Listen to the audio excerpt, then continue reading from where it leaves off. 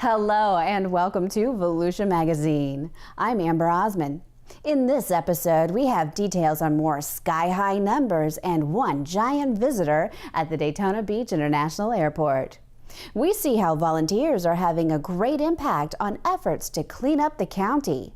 And the trails around Edgewater are being cleared after the storm. Plus, Joanne Magley talks to Mike Orlando with the Florida Fish and Wildlife Conservation Commission.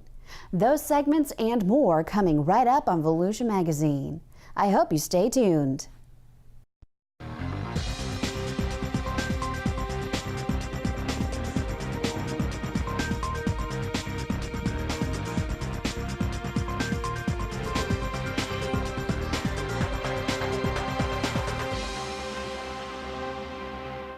For the 11th consecutive month, more passengers are flying in and out of the Daytona Beach International Airport.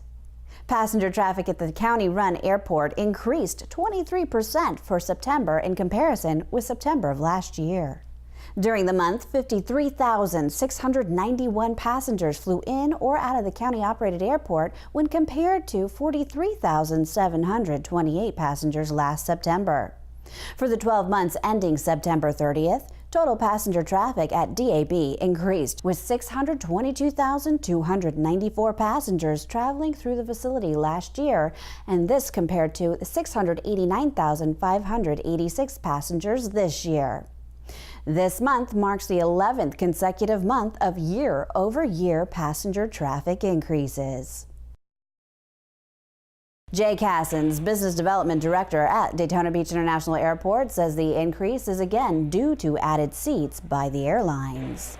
So September is typically a slower month, but we saw a very strong demand, especially with Delta. They were up at 94% load factor. So even with the addition of JetBlue, they've remained strong throughout the year. And like I said, American Airlines added 4,000 seats. So that's a very strong indicator that even in the slower months, we're still doing very well. Currently, 3 airlines serve Daytona Beach International Airport: JetBlue, which offers daily nonstop service to New York City; Delta, which offers nonstop service to Atlanta; and American, which flies nonstop to Charlotte. For flight and ticket information, you can visit flydab.com.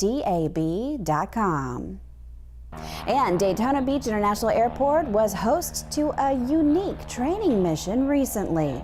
The 155th Air Refueling Wing with the Nebraska Air National Guard performed training with its KC-135 aircraft. We came out of Lincoln, Nebraska yesterday, so we get cross-country navigational training. Then our boom operator gets the practice of refueling the airplanes. And it was getting towards dark yesterday when we finally started refueling, so we got to practice night refuelings and then recovering back into here night landings. So it's good training for all of us. The KC-135 Stratotanker provides core aerial refueling capability for the United States Air Force and also provides aerial refueling support to the Navy, Marine Corps, and allied nation aircraft. What we add to the fight is the ability to extend them for more training. So without us, they would come down, they'd get one run at the practice, then have to turn around and go back to Georgia. With us, we'll come on station, they'll do their first hour of training, and then they'll be able to come up to us, refuel back to a full load, and then they'll be able to extend their range time over the target for another hour before they have to head back to Georgia. Unlike a commercial airplane where you see the luggage going and getting loaded underneath the floor, that's entirely fuel tanks in this airplane. So our wings are full of fuel, and the bellies from just behind the cockpit all the way to the tail is full of fuel, and even a little bit behind the boom pod there's another fuel tank, but we have 10 fuel tanks altogether. Fully loaded, about 31,000 gallons, which equates to about 200,000 pounds of fuel. And we have pumps and valves throughout the aircraft that we can move it around, and we can use it all ourselves. We can actually burn it in our own engines and extend our range to about 26 hours of flight. Or we can give it away and pump it out our boom, all but about roughly about 1,500 gallons, which we save for our own internal use. The KC-135 is also capable of transporting litter and ambulatory patients using patient support pallets during aeromedical evacuations. Since Hurricane Matthew came through the area on October 7th, hundreds of volunteers have stepped forward to help residents recover from the storm.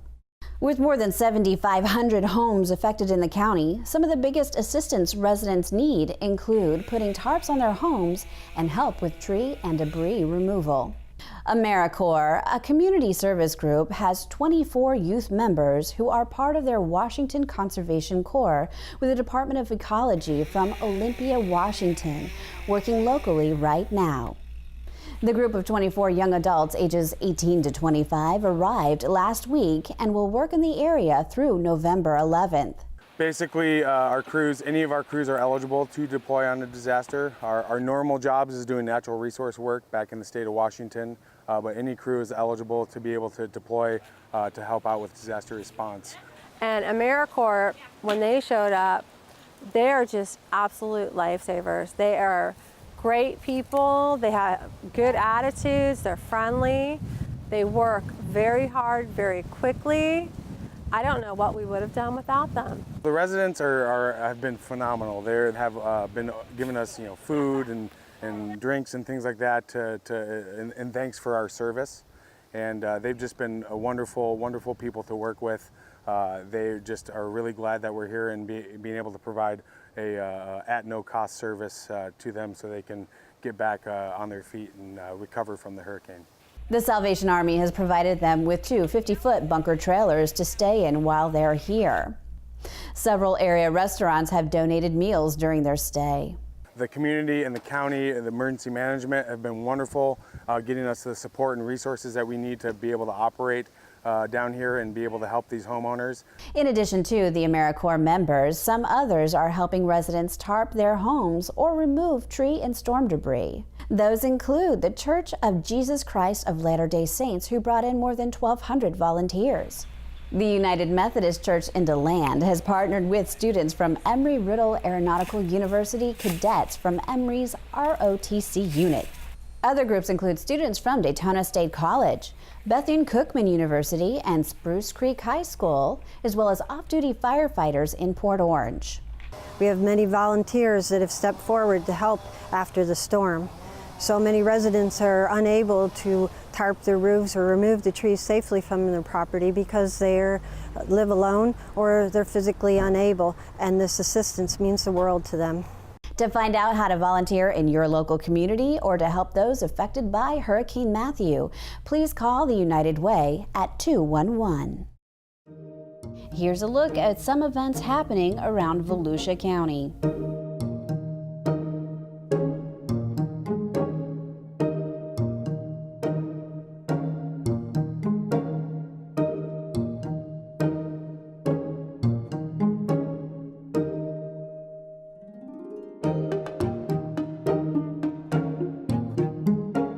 For more events and county news, visit volusia.org.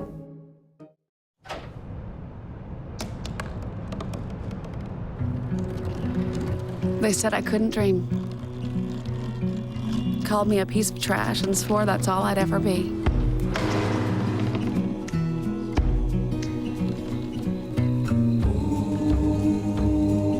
Said a bottle couldn't see the ocean.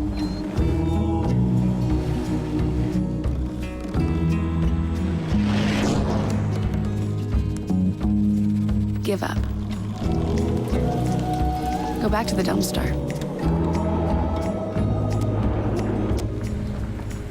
But I didn't listen. I made my way.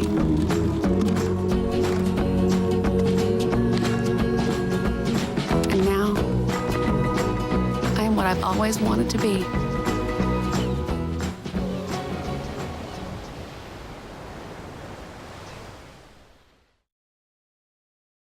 Today on Solutions for Your Life, Sharon Gamble, Volusia County UF-IFAS Extension Agent, shows us what to expect this year at the Volusia County Fair and Youth Show that runs November 3rd through 13th.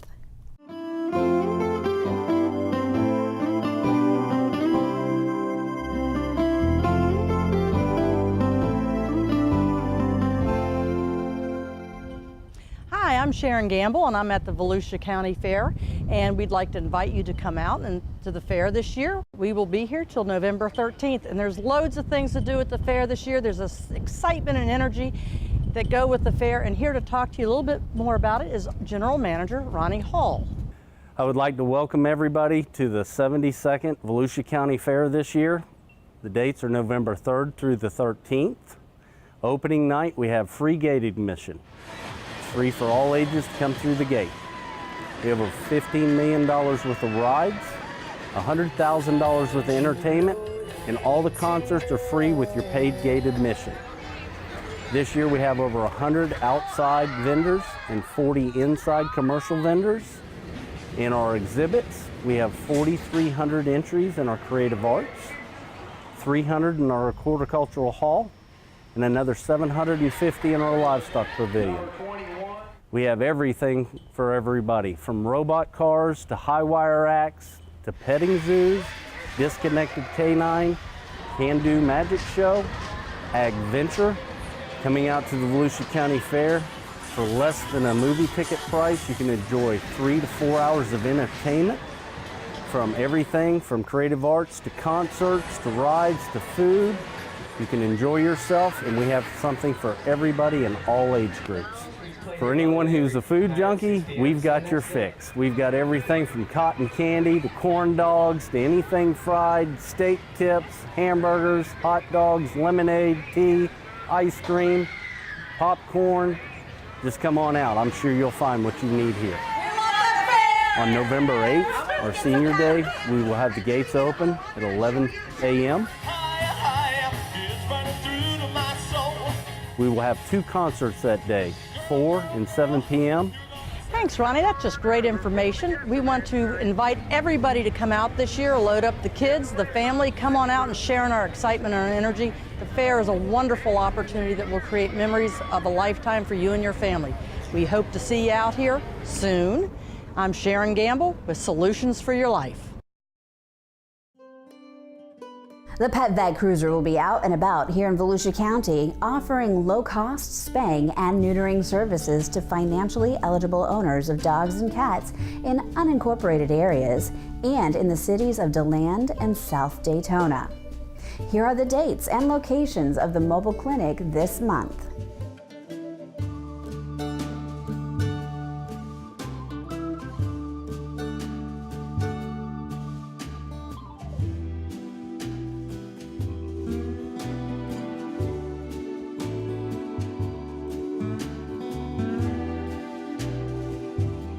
Service fees are based on income and appointments are required.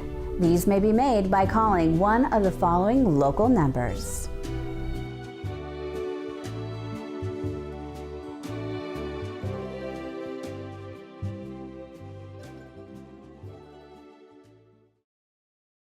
Trail lovers in Edgewater have had to apply the brakes since Hurricane Matthew blew through on October 7th.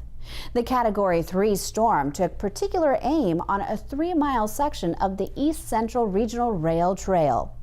The trail section, which opened less than a year ago, runs from State Road 442 to Rotary Park in Edgewater. Hundreds of trees were downed by the storm, blocking access to the popular trail section, which normally attracts flocks of hikers and bikers. The Edgewater damage, however, is so extensive that a professional FEMA-approved contractor is needed to cut the trees and move them to the Tomoka landfill. The county expects FEMA to reimburse it for the bulk of the expense.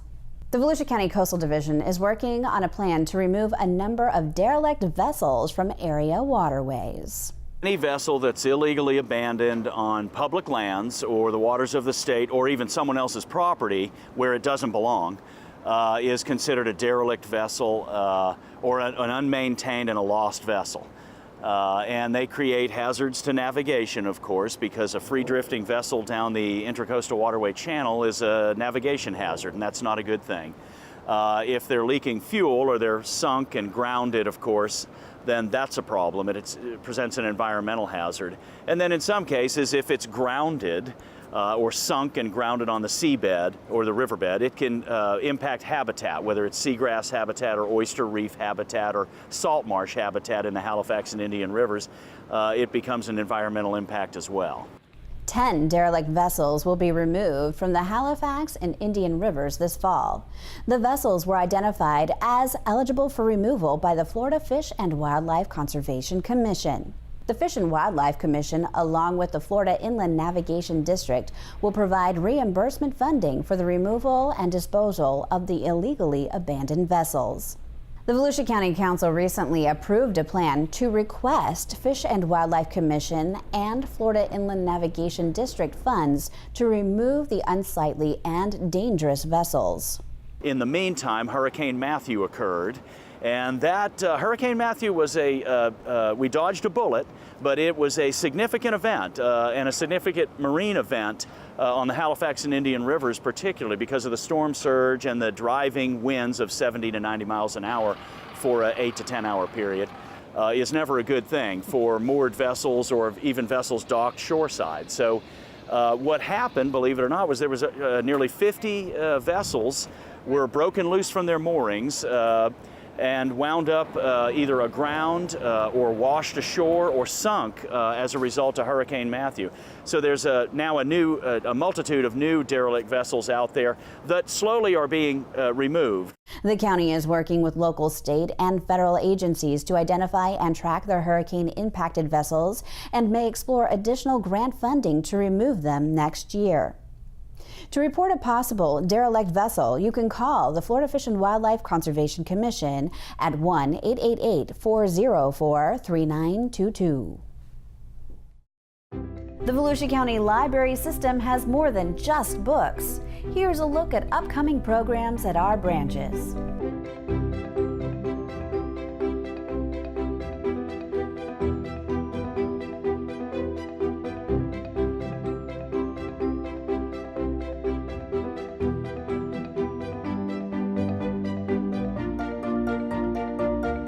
For more library events, visit volusialibrary.org.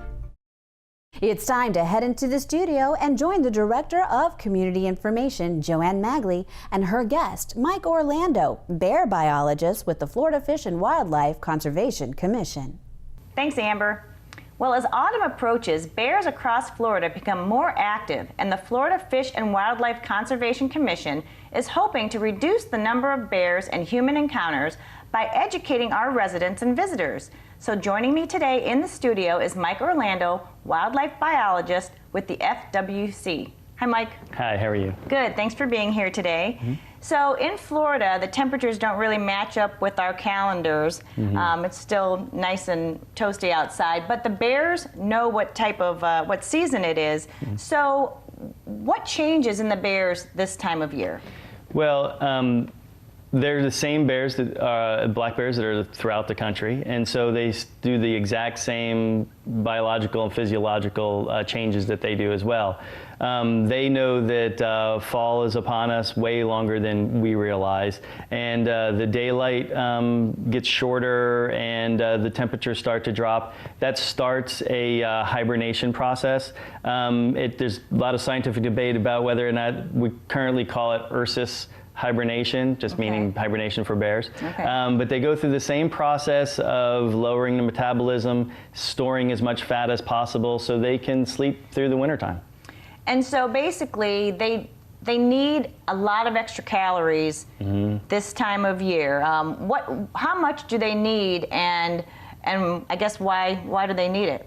Well, again, so if you're in a northern bear and you have 6 inches of snow on the ground, there's not a whole lot to eat, then it's beneficial to sleep through the wintertime. In Florida, we have a growing season every day of the year, and so they can always find nuts or berries and an armadillo running around or something to eat. And most frequently, we have lots of garbage that's available in dog food and bird seed. And so if they start to put on those calories, not only through natural things like acorns and berries, but also through the artificial stuff, birdseed, trash. So they're trying to bulk up as much as possible just to make it through the wintertime, just in case it gets cold, but we know that doesn't happen very often. And so you mentioned the trash, and that's the big concern, because when they come across trash, they kind of know that they can get those 20,000 extra calories really quickly compared to length of time it would take to,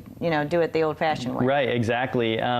In the fall, they're going through it's a fancy term called hyperphagia, and it just means overeating. And where normally they're trying to get around 5,000 calories a day, right now they're up to trying to get around 20,000 calories a day just to pack on the weight. And if they could do that by knocking over 2 or 3 garbage cans and getting their entire day's worth of calories just in 2 or 3 garbage cans, they're smart enough to, be lazy. And so they're going to take the path of least resistance and start making that a habit, and that's a bad thing. So what are some of the tips that you recommend that people do to keep bears at bay? Well, the easiest thing is just eliminate the attractant. So if you have bird seed out that bears are getting to, you have to just stop feeding birds for a while. Same thing with your dogs and cats. If you're feeding them outside and bears are finding that food, you just have to put the food down, wait for your animal to eat it, then pull it up, and don't leave any nuggets laying around because they'll find that. And then with your garbage, the biggest thing is keeping it secure, either in your garage till the morning of pickup, or building a shed for the outside a bear can't get into. Electric fencing works. And then, of course, we're pushing throughout the state actual bear-resistant garbage cans that are professionally made. And, if you put them in there, garbage locks, bear rolls the can around, can't get into it, and then they just leave it alone. Yeah, I've seen some of these bear-resistant cans, and I know some of them are doing there's a test program going on in some areas of the county, and there's actually some dumpsters. Doesn't the Pancake Restaurant in De Leon Springs, don't they have a bear-proof dumpster as well? Yes, they do. Then they got that quite a few years ago. I got the call that a bear was getting in and eating the leftover pancakes. Who could blame them? Right. And so we ended up getting a metal lid and metal sliding doors that lock. And the bears just couldn't access the food inside, and they eventually just went away. And all the state parks, of course, have gone to that type of system because you don't want bears mixing up with the campers and that sort of thing. But yeah, all around the county, we have businesses that are getting bear-resistant dumpsters to keep bears out. And basically, I guess that's just the key. If you prevent the bears from being able to get in your trash, they won't come back because there's no reason for them to. Yeah, I mean, unfortunately, they will continue to look for the next, access, the next available meal. But yeah, if you start locking up your stuff, then you're just one more piece of the puzzle to get them to leave to go back into the forest. All right, let's talk about the Florida black bear population. Your latest data shows that there's about more than 4,000 bears statewide, and I know a few years back they were taken off of the endangered species list, and they were on that list for 30 plus years, and I guess that's a really good thing because that shows that the bear population is doing very well. Yeah, we were concerned about them back in the 70s. We think there was 300, 500 bears in the state. They were listed as threatened by the state of Florida back then. And up in 2002, we did a population estimate that we thought there was around 3,000 bears in the state. 2012, we delisted them because we felt that they had recovered. And in 2016, actually, we just completed our latest population estimate, and they're even plus 1,000. So we think that there's just over 4,000 bears in the state. So yes, they're doing very well. So what are some ways that you're trying to manage the bear population? Do you find the numbers right now, they're good, but are they maybe too good? Yeah, well, we have this issue with every single recovering species where we actually find it at one point in time they were at a very low point. Recovery methods start to kick in and take place, and then we end up in really a human animal conflict situation. You can name that with anything, bears, panthers, Goliath grouper, eagles, you name it.